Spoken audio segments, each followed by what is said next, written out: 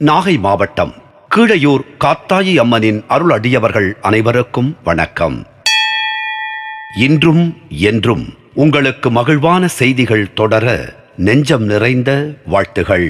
கண்களுக்கு தெரியாத மாபெரும் சக்தியானது தங்க முட்டையை உடைத்து பிரபஞ்சத்தை தோற்றுவித்ததாக கூறப்படுவதையே ஆராய்ச்சியாளர்கள் பெருவெடிப்பு, அதாவது பிக் பேங் என்ற ஒரு கோட்பாடாக கூறுகின்றார்கள். பெருவெடிப்பு தத்துவத்தின்படி பிரபஞ்சம் 13.7 அல்லது 13.8 பில்லியன் ஆண்டுகளுக்கு முன்பாகவே படைக்கப்பட்டிருக்க வேண்டும் என்பது நமக்கு தெரிகின்றது.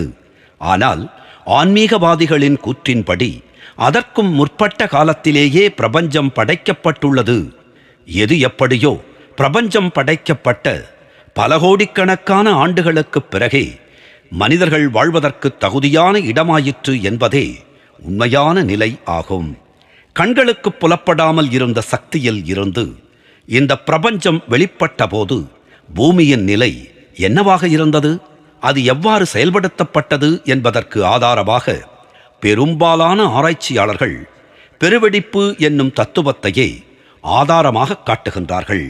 அவர்களின் கூற்றின்படி இன்று நாம் காணும் பிரபஞ்சம் முதலில் தீயின் ஜுவாலை போல சிறு புள்ளியாக தெரிந்தது. அதுவே மெல்ல மெல்ல விரிவடைந்தது. சிறு புள்ளியாக தெரிந்த நெருப்பு பொறி என்பது பரபிரம்மனால் முதலில் வெளிப்படுத்தப்பட்ட உருவம் வெளித்தெரியாமல் இருந்த சூரியனாக கூட இருக்கலாம். ஆராய்ச்சியாளர்களின் கூற்றின்படி முதலில் பிரபஞ்சம் தோன்றிய போது பூமி முழுவதுமே வாயு எனப்படும் காற்றும் உறைந்த நீருமாக காணப்பட்டது.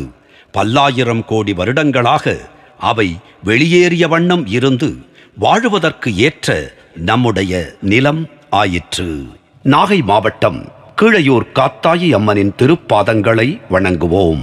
அவள் அணைப்பில் இருக்கும் குழந்தையாய் நாமும் இருப்போம். நாகை மாவட்டம் கீழையூர் காத்தாயி அம்மன் நம்மை காத்து அருளுவாள். நன்றி, வணக்கம்.